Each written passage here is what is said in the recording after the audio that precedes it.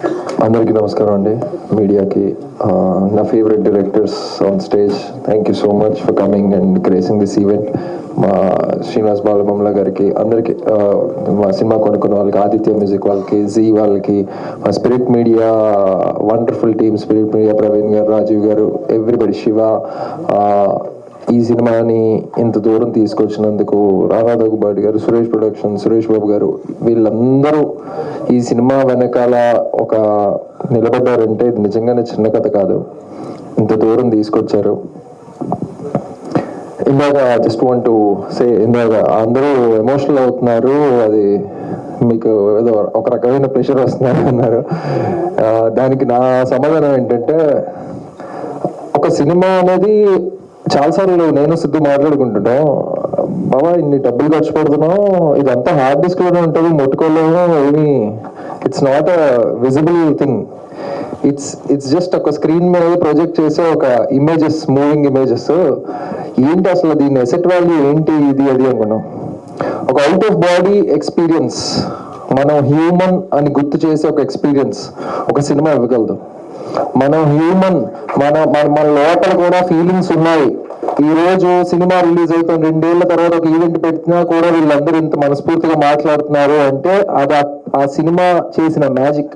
ఆ సినిమా ఇంకొకసారి మనలో కూడా ఎమోషన్స్ ఉన్నాయి, మనలో కూడా ఇంత ఫాస్ట్ గా వెళ్ళిపోతుంది. జెన్జీ 2026 రీల్స్ ఈ టైంలో ఒక సినిమా చూసి, అంటే సినిమాకు ముందు మాకు తెలుసు, మాకు నందుకు తెలుసు, రకరకాల వర్షన్స్, రకరకాల థియరీస్ వింటా ఉంటాం. మీరందరూ పొద్దున్న ఫిల్మ్ మేకర్స్ అవుతారు, నాకు తెలుసు. Everybody who's in this room are all passionate about film making, are all passionate about story telling.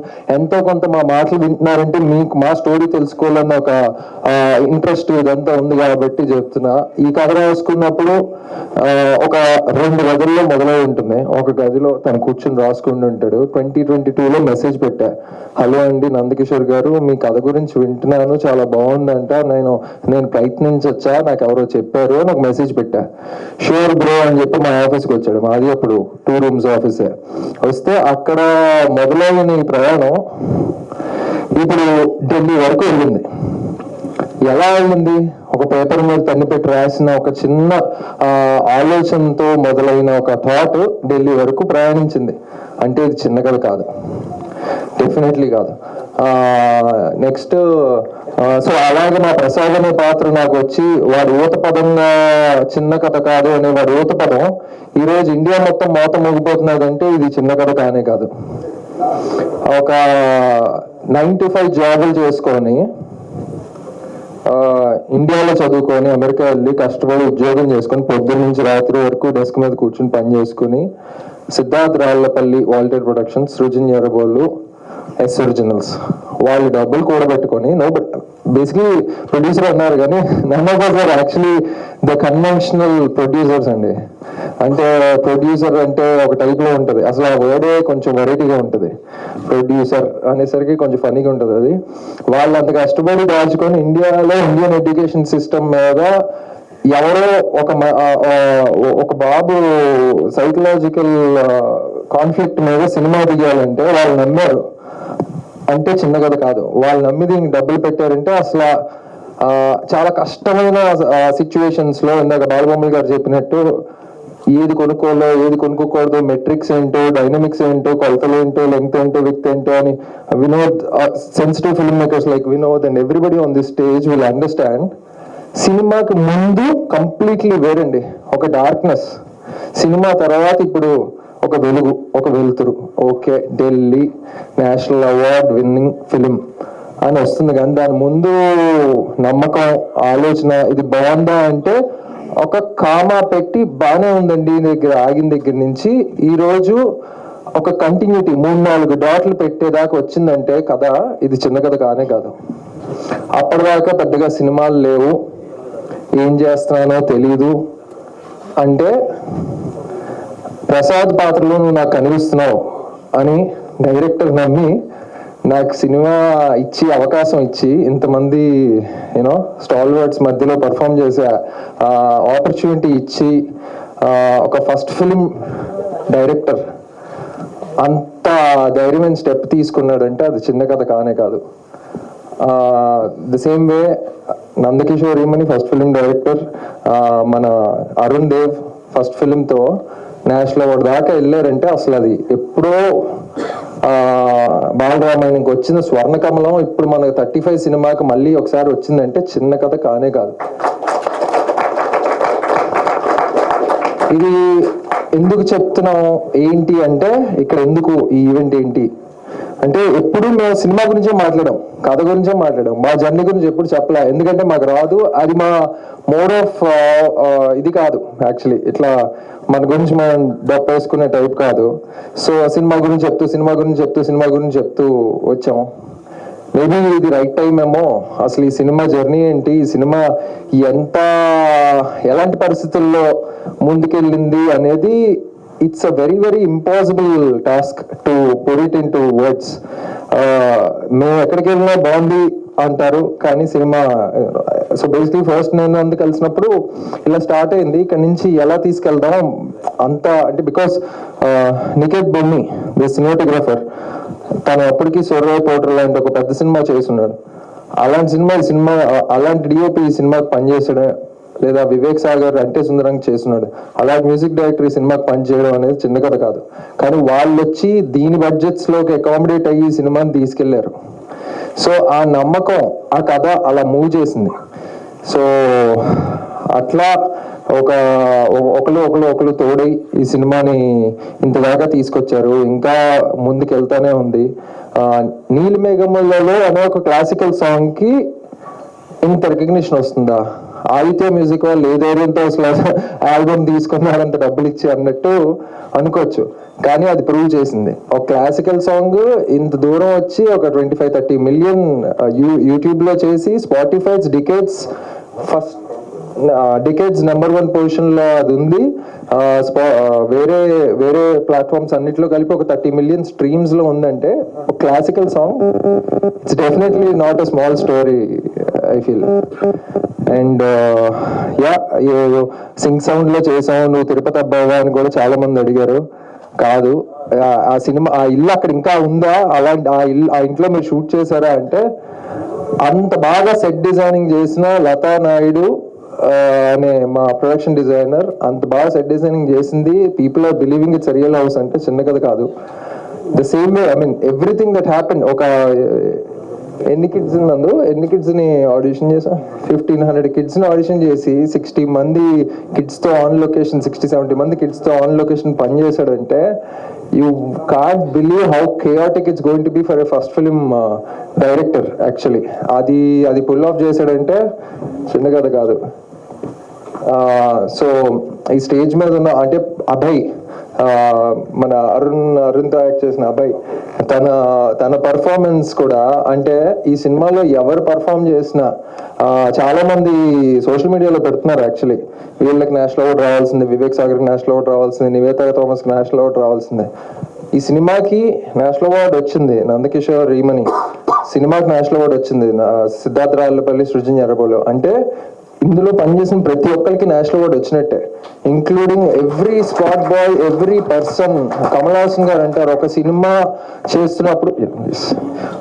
చేస్తున్నప్పుడు ప్రతి ఒక్కరు ఆ సినిమా బాగా రావాలని కోరుకోపోతే చాలా కష్టం అని. ఈ సినిమా ఈ రోజు ఆ తెరం దాటి మనుషులతో మాట్లాడి వాళ్ళ దాకా వచ్చింది, వాళ్ళని మూవ్ చేసింది అంటే సెట్ మీద ఉన్న పోస్ట్ ప్రొడక్షన్ లో పనిచేసిన ప్రతి ఒక్కళ్ళు దాన్ని కోరుకున్నారు, బలంగా కోరుకున్నారు కాబట్టి ఢిల్లీ వరకు వెళ్ళింది సినిమా.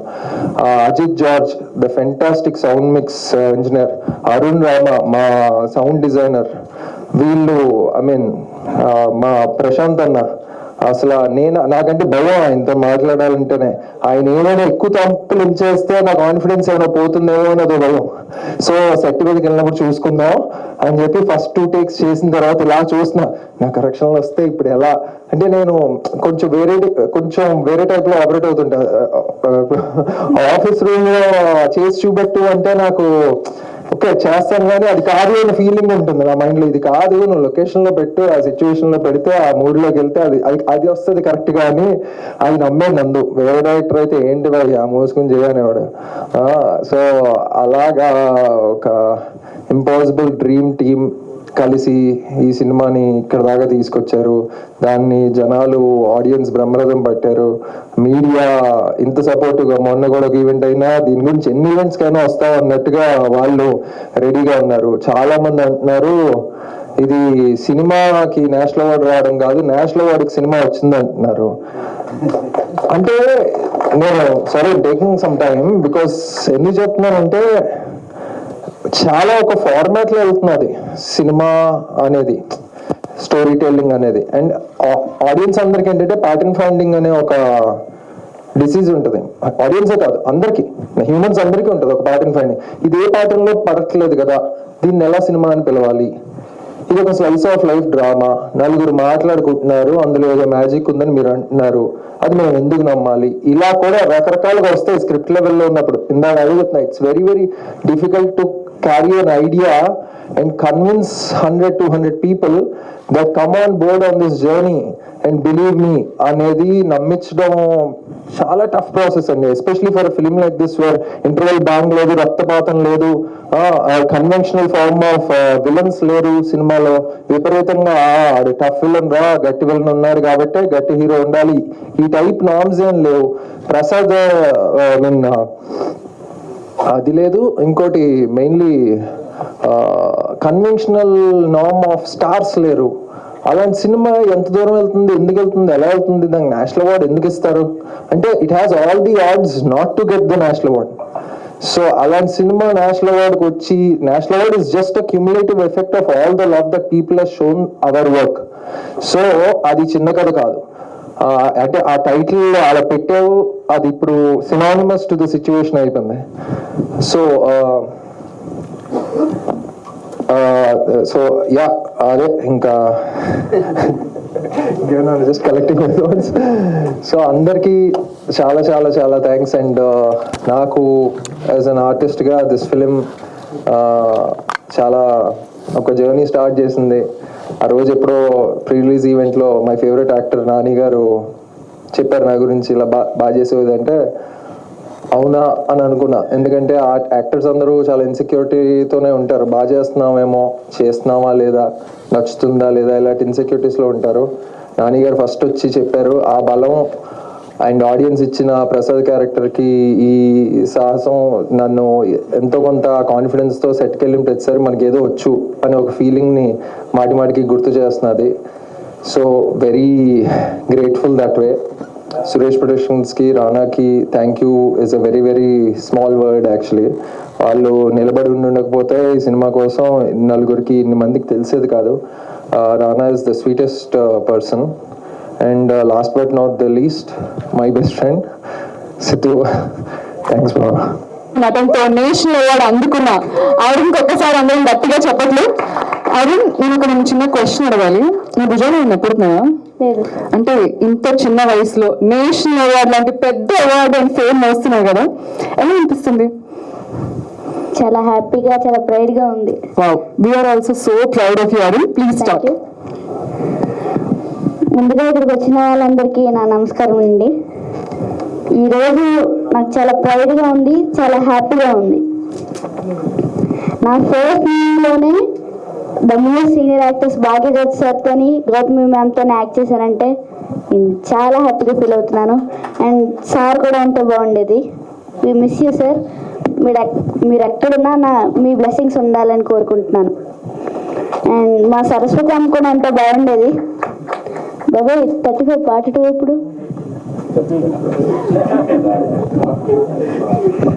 ఇంకో నేషనల్ అవార్డు కొడదామా?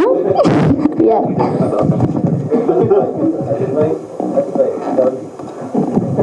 70 కాదు, కొంచెం చేంజెస్లో 90.